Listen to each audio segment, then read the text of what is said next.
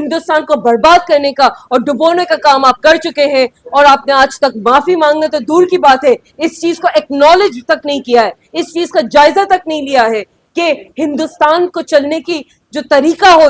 कितने ऐसे पिछड़े दलित लोग हैं जो आज भी कहीं ना कहीं वो माफी मांगने को तैयार नहीं है। सारी सी बात है, क्यों मांगेंगे? हिंदुस्तान को बर्बाद कर दिया, उसके लिए अपमान किया ही नहीं है, हिंदुस्तान को बर्बाद किया तब माफी मांगी, या अपने उनके खुद के जो बेटे हैं वो जाके कतर के और यूएई के शेखों के साथ करोड़ों करोड़ों का बिजनेस करते हैं। बहुत आपने 10 सालों से ज्यादा अपनी मनमानी कर ली है, लेकिन आज का नागरिक बहुत जागरूक भी है, और आज का नागरिक अपने वोट की आपके ऊपर जो जिम्मेदारी है, अपने एक एक वोट की कीमत जानता है, आपसे सवाल करना भी जानता है। जो गैर संवैधानिक चीजें कर रहे हैं, इतने जो गलत तरीके कर रहे हैं, वो नहीं करते, क्योंकि at the end of the day सही मायने में अगर हिंदुस्तान में राम राज्य चल रहा होता तो आप मुसलमानों के घर नहीं बुलडोज कर रहे होते। आप इन्फ्लेशन को इस कदर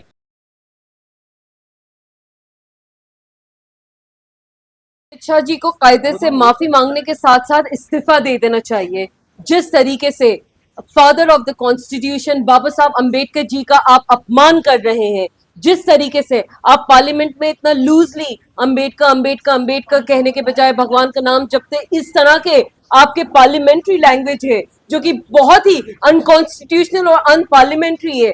अगर आपको यही नहीं पता कि पार्लियामेंट में रहने का, बात करने का तरीका क्या होता है, अगर आपको ये नहीं पता कि किस बात से हिंदुस्तान की करोड़ों लोगों को, जनता का आप दिल दुखा सकते हैं, उस अमित शाह जी को संविधान के तहत जो बना हुआ पार्लियामेंट है उसमें रहने का कोई अधिकार नहीं है। और अगर आपसे इस्तीफा नहीं दिया जाता, जो कि ऑब्वियसली आप नहीं देंगे क्योंकि आपकी इतनी हाई मॉरल ग्राउंड ही नहीं है, कम से कम आपको लोगों से माफी मांगनी चाहिए। अगर आप नहीं मांग रहे हो माफी, तो ये तो कोई इसमें हैरत अंगेज बात नहीं है, क्योंकि at the end of the day पिछले 10 साल से भारतीय जनता पार्टी, मोदी जी, अमित शाह जी जितना हिंदुस्तान वासियों के साथ गलत कर चुके हैं, जितना हिंदुस्तान को बर्बाद करने का और डुबोने का काम आप कर चुके हैं, और आपने आज तक माफी मांगना तो दूर की बात है, इस चीज को एक्नॉलेज तक नहीं किया है, इस चीज का जायजा तक नहीं लिया है कि हिंदुस्तान को चलने की जो तरीका होता है, जो कॉन्स्टिट्यूशनल प्रिंसिपल्स होते हैं, जो बाकायदे से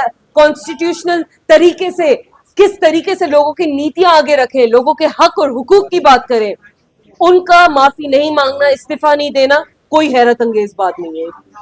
जय भीम की बात कर रही, जय भीम कहाँ कोई बीजेपी वाला बोल रहा है, ठीक उसी प्रकार जैसे कोई मुसलमान जय श्री राम नहीं बोलते हैं।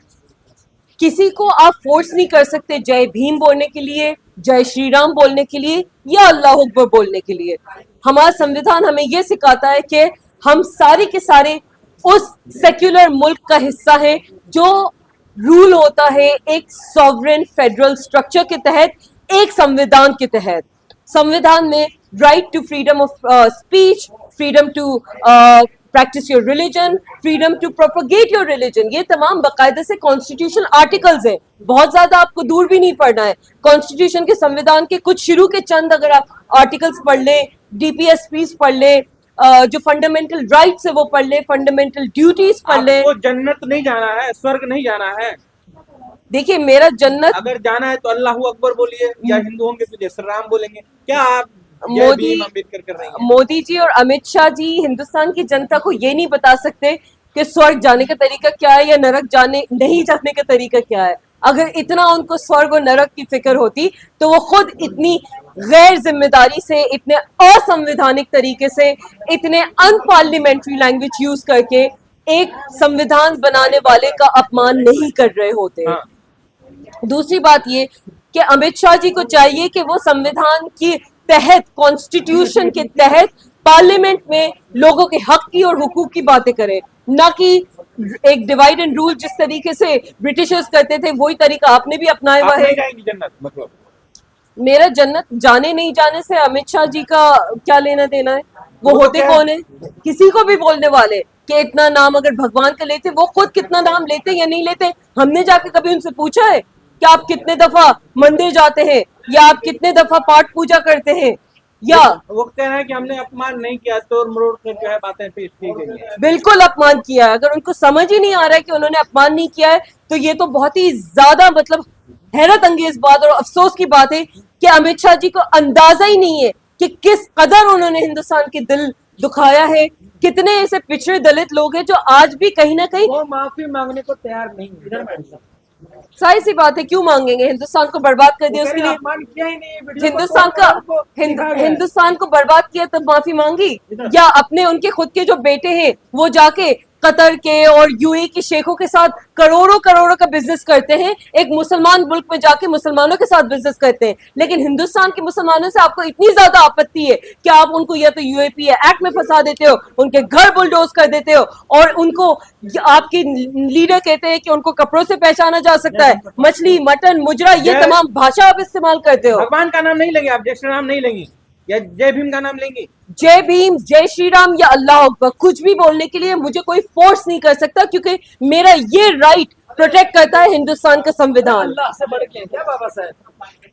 देखिए, ऊपर वाले खुदा को किसी रूप में आप माने, मैं अल्लाह के रूप में मानती हूँ, आप भगवान के रूप में मान सकते हैं, लेकिन at the end of the day मैं जय श्री राम जबरदस्ती बोलूं या आप अल्लाह अकबर जबरदस्ती बोले, ये गैर संवैधानिक है।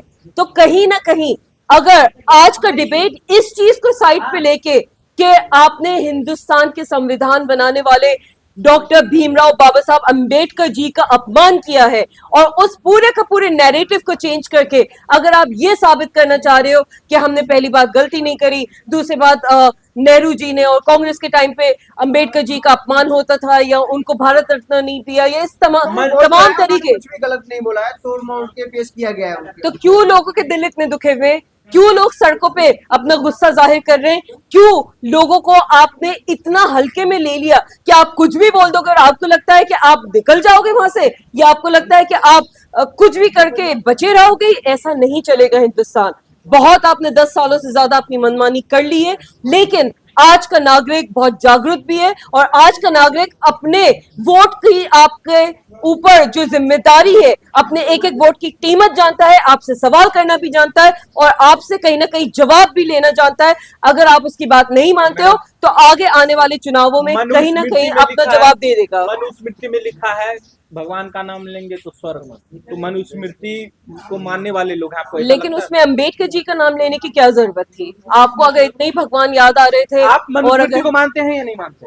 हम हिंदुस्तान के संविधान की इस वक्त बात कर रहे हैं, और संविधान को मेरा ख्याल से हर हिंदुस्तानी नागरिक मांगता जला है। देंगे मनुस्मृति। पहली बात, किसने कह दिया? ये आपके अल्फाज है, मेरे थोड़ी है, ये तो आप कह रहे हैं, हम थोड़ी कह रहे हैं। बीजेपी को कांग्रेस वाले जला रहे हैं, बीएसपी वाले जला रहे हैं, सब जला रहे देखिए, हैं। कांग्रेस वाले, बीएसपी वाले, या आम आदमी कोई भी पार्टी का अगर कोई गैर संवैधानिक चीज कर रहा है तो उसके साथ मनुस्मृति जला रहे हैं। कोई भी खरा नहीं है, पहली बात।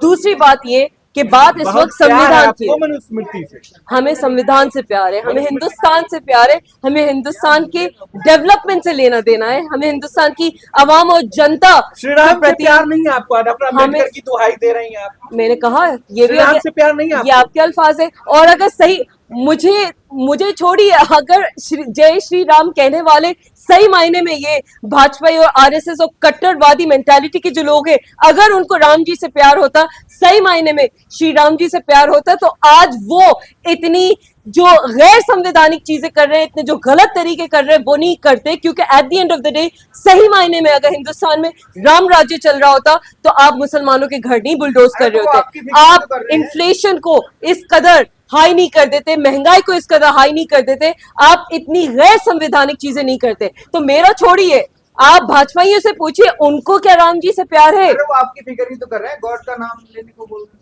तो अच्छी बात है, वो नाम लीजिएगा, हम भी नाम लेते हैं। गॉड को हम जिस तरीके से मानते हैं, मैं अल्लाह के रूप में मानूं, आप राम जी के रूप में माने, कौन मना कर रहा है आपको? लेकिन आप इतना संविधान का इंसल्ट नहीं कर सकते। आप भीमराव डॉक्टर बाबा साहब अंबेडकर जी का आप इंसल्ट नहीं कर सकते, संविधान बनाने वालों का आप कहाँ इंसल्ट किया नहीं कर इंसल्ट? सकते। वही तो कह रहे हैं, हमने कोई कुछ ऐसा नहीं बोला है। तो यही तो गलत बात है उनकी कि उनको इंसल्ट ही नहीं समझ आ रही, उनको यही समझ नहीं आ रहा कि उन्होंने कितनी unconstitutional, unparliamentary, unrequired, unrequited language use करी है पार्लियामेंट में, जिसका कोई आज के टाइम से या आज के किसी मुद्दे से कोई लेना देना ही नहीं है। आप मुझे ये बताइए, अमित शाह जी को क्या आपत्ति है अगर लोग अंबेडकर अंबेडकर अंबेडकर उनके बयान के हिसाब से मैं कह रही हूँ करते हैं? वो कह रहे हैं फैशन बना रखा है।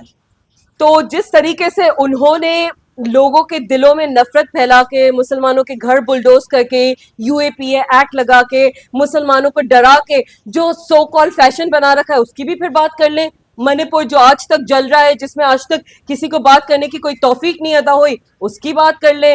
या महिलाओं के साथ जितना अपमान होता है, चाहे वो पहलवान बेटियों के रूप में हो, चाहे उन्नाव जैसी जगह के रेप केसेस के शक्ल में हो, चाहे आप अपने ऐसे नेताओं को, ऐसे लोगों को जो इतनी नफरत भरी भाषा इस्तेमाल करते हैं, उनको आप न सिर्फ संवैधानिक पद दे देते हो, उनको बाकायदा से आप हाथों हाथ लेते हो। वो फैशन जो आपका बना हुआ है, उस फैशन की बात कर संविधान ले। की लिपि भी जलाई गई है यहीं जंतर मंतर पे, आपको अगर याद हो तो। अगर इस तरीके का कुछ हुआ है तो ऑब्वियसली वो भी गलत है। कौन उसको सही कह रहा है? At the end of the day संविधान के तहत ये मुल्क चलता है। और आप ये ना भूलें कि डॉक्टर भीमराव बाबा साहब अंबेडकर जी ने हिंदुस्तान के 100 से भी ज्यादा कॉन्स्टिट्यूशंस पढ़े थे। उनको पढ़ के एक हिंदुस्तान का कॉन्स्टिट्यूशन बनाया है। सारे के सारे कॉन्स्टिट्यूशंस तो पढ़ के आपको आपको जन्नत नहीं जाना।